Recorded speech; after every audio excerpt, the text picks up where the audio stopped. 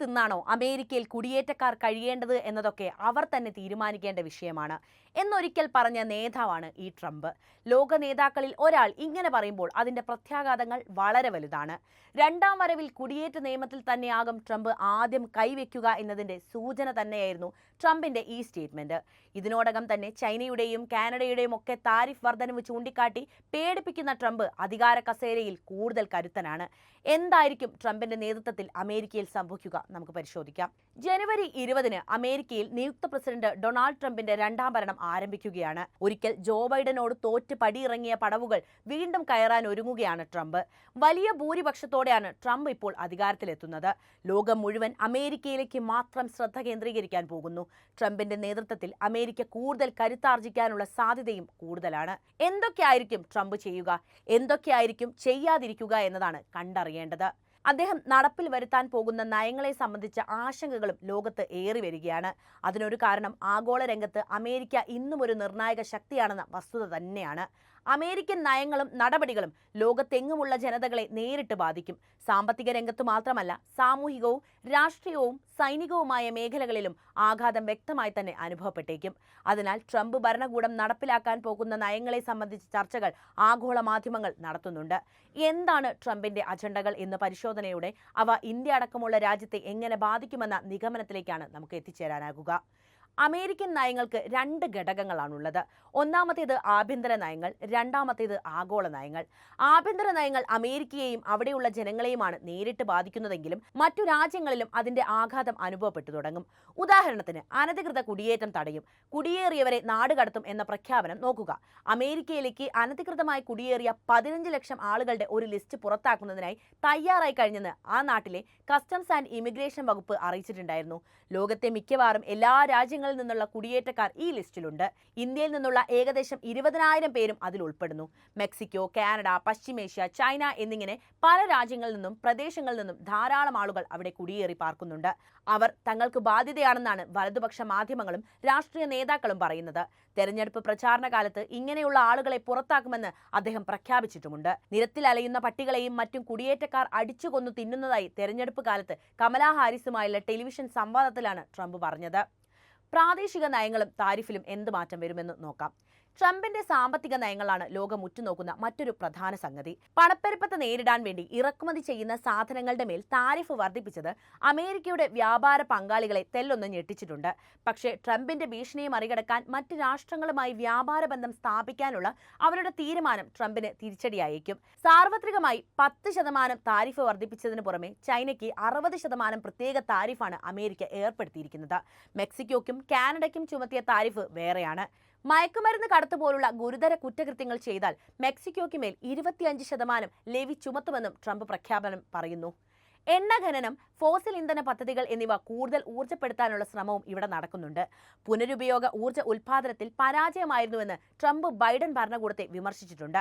ആഭ്യന്തര ഉൽപാദനം വർദ്ധിപ്പിച്ചുകൊണ്ട് ഉപഭോക്താക്കൾക്ക് കുറഞ്ഞ ചെലവിൽ ഇന്ധനം ലഭ്യമാക്കാനാണ് ട്രംപ് ശ്രമിക്കുക. ഇതിനുവേണ്ടി ബൈഡൻ നടപ്പിലാക്കിയ സാമ്പത്തിക പരിഷ്കരണത്തെ തടസ്സപ്പെടുത്തുന്ന പരിസ്ഥിതി നിയമങ്ങൾ ഒഴിവാക്കുമെന്ന് ട്രംപ് പ്രഖ്യാപിക്കുന്നു. കർശന പരിസ്ഥിതി നിയമങ്ങൾ കൊണ്ടുവന്ന securities and exchange commission chairman Gary Gensler പുറത്താക്കാനും ട്രംപ് പദ്ധതിയിടുന്നുണ്ട്. ബൈഡൻ ഭരണകൂടത്തിന്റെ നേട്ടങ്ങളിൽ ഒന്നായ ഫെഡറൽ കുടുംബാസൂത്രണ പദ്ധതികളിലും ട്രംപ് കൈകടത്താനുള്ള തയ്യാറെടുപ്പ് തന്നെയാണ്. ഭ്രൂണഹത്യ ഉൾപ്പെടെയുള്ള കുടുംബാസൂത്രണ പ്രവർത്തനങ്ങൾക്ക് ബൈഡൻ ഭരണകൂടം നൽകിയിരുന്ന ധനസഹായങ്ങളിൽ നിയന്ത്രണം കൊണ്ടുവരുമെന്നാണ് ട്രംപിന്റെ തീരുമാനം. വിദേശ ബന്ധങ്ങളിലെ പ്രതീക്ഷകൾ എന്തൊക്കെയാണെന്ന് നോക്കാം. ട്രംപ് പ്രസിഡന്റ് പദവിയിൽ ഇരിക്കുമ്പോൾ അന്താരാഷ്ട്ര ബന്ധങ്ങളിൽ പൊളിച്ചെഴുത്തുകൾ ഉണ്ടാകുമെന്നതിന്റെ സൂചനകൾ ഉണ്ടായിട്ടുണ്ടായിരുന്നു. അന്താരാഷ്ട്ര കരാറുകളിൽ നിന്ന് പിന്നോട്ട് പോകാനും സഖ്യങ്ങളെ പുനർനിർവചിക്കാനും സാധ്യതകളുണ്ട്. ആഗോള കാലാവസ്ഥ പ്രതിബദ്ധതകളെക്കാൾ ആഭ്യന്തര ഊർജ്ജ ഉൽപാദനത്തിനാണ് അമേരിക്ക മുൻഗണന നൽകേണ്ടതെന്ന് ഉറപ്പിച്ചുകൊണ്ട് പാരീസ് കാലാവസ്ഥാ ഉടമ്പടിയിൽ നിന്ന് പുറത്തുകടക്കാൻ അദ്ദേഹത്തിന്റെ ഭരണകൂടം ഉത്തരവുകൾ തയ്യാറാക്കുകയാണ്. ഈ നീക്കം കാലാവസ്ഥാ വ്യതിയാനത്തെ ചെറുക്കാനുള്ള ആഗോള ശ്രമങ്ങളിൽ നിന്ന് അമേരിക്കയെ കൂടുതൽ ഒറ്റപ്പെടുത്തും. പശ്ചിമേഷ്യയിൽ സഖ്യങ്ങൾ പുനർനിർമ്മിക്കുമെന്നാണ് വാഗ്ദാനം ചെയ്യുന്ന ട്രംപ് ഒരേ സമയം ഇസ്രയേലിന് അചഞ്ചലമായ പിന്തുണ വാഗ്ദാനം ചെയ്യുന്നുണ്ട്. എന്നാൽ ബെഞ്ചമിൻ നെതന്യാഹുവുമായുള്ള ട്രംപ് കൂട്ടുകെട്ടിൽ കടുത്ത വിമർശനങ്ങൾ ഉയർന്നു വരുന്നുമുണ്ട്. ചൈനയെ സംബന്ധിച്ച് ട്രംപിന്റെ അധികാര പദവി ഇരു രാജ്യങ്ങളും തമ്മിലുള്ള വ്യാപാര ബന്ധത്തിന് നിർണായകവുമാണ്. ദേശീയ സുരക്ഷയെ മുൻനിർത്തി ചൈനയുമായുള്ള വ്യാപാര ബന്ധം അവസാനിപ്പിക്കാനുള്ള തീരുമാനത്തിലാണ് അമേരിക്ക. നാറ്റോയ്ക്ക് സാമ്പത്തിക സഹായം നൽകുന്നത് യൂറോപ്യൻ യൂണിയൻ അവസാനിപ്പിക്കണമെന്ന് ട്രംപ് ആവശ്യപ്പെട്ടതും ഏറെ ശ്രദ്ധിക്കപ്പെട്ട ഒന്നാണ്. പൊതുമാപ്പ് അധികാരമാണ് അടുത്തത്. ട്രംപ് പ്രസിഡന്റ് പദവിയിലേക്ക് എത്തുന്നത് ക്യാപിറ്റോൾ കലാപത്തിൽ പങ്കെടുത്തതിന്റെ പേരിൽ തടവിലാക്കപ്പെട്ടവർ പ്രതീക്ഷയോടെയാണ് നോക്കിക്കാണുന്നത്. ക്യാപിറ്റോൾ കലാപത്തിൽ പങ്കെടുത്തവർക്ക് മാപ്പ് നൽകാനുള്ള ഡൊണാൾഡ് ട്രംപിന്റെ പദ്ധതികൾ തീവ്രമായ ചർച്ചകൾക്ക് വഴിയൊരുക്കിയിരിക്കുകയാണ്.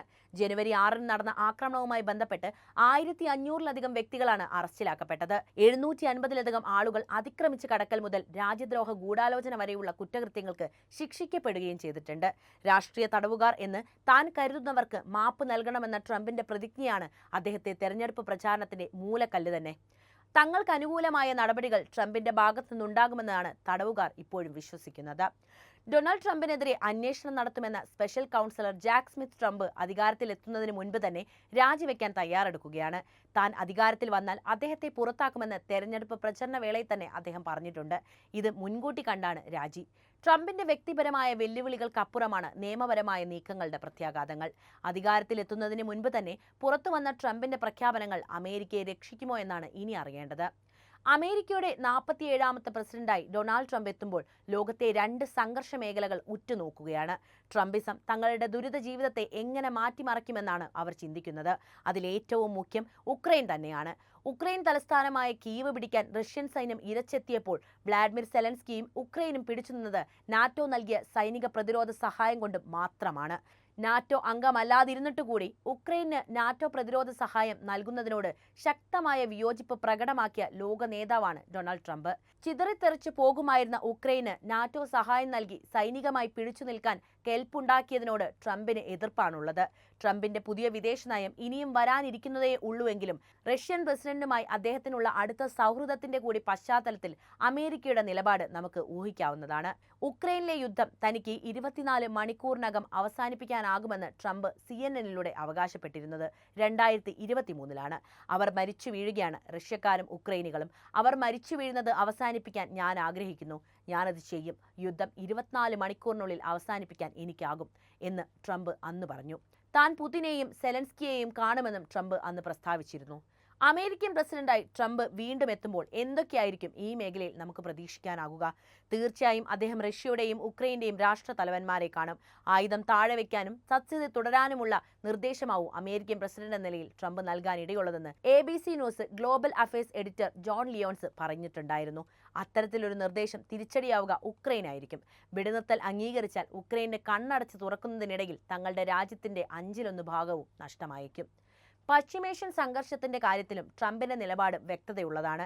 ഇക്കഴിഞ്ഞ ജൂലൈയിൽ ഇസ്രയേലി പ്രധാനമന്ത്രി ബെഞ്ചമിൻ നെതന്യാഹുവുമായുള്ള കൂടിക്കാഴ്ചയിൽ ഹമാസിന് മേൽ ഇസ്രയേലിന്റെ വിജയം അത്യന്താപേക്ഷിതമാണെന്നാണ് ട്രംപ് അറുത്തുമുറിച്ച് പറഞ്ഞിരുന്നത്. ഗസയിലെ കൂട്ടക്കുരുതികൾ അവസാനിപ്പിക്കേണ്ടത് തന്നെയാണെന്നതിൽ ട്രംപിന് 2 പക്ഷമില്ല. പക്ഷേ ഹമാസിന്റെ വെല്ലുവിളി അവസാനിപ്പിക്കുന്നതിൽ അദ്ദേഹം നെതന്യാഹുവിനൊപ്പം തന്നെയാണ്. മുമ്പ് അമേരിക്കൻ പ്രസിഡന്റ് പദത്തിലിരുന്നപ്പോൾ ട്രംപ് എടുത്ത നിലപാടുകളും ഇസ്രയേലിന് അനുകൂലം തന്നെയായിരുന്നു.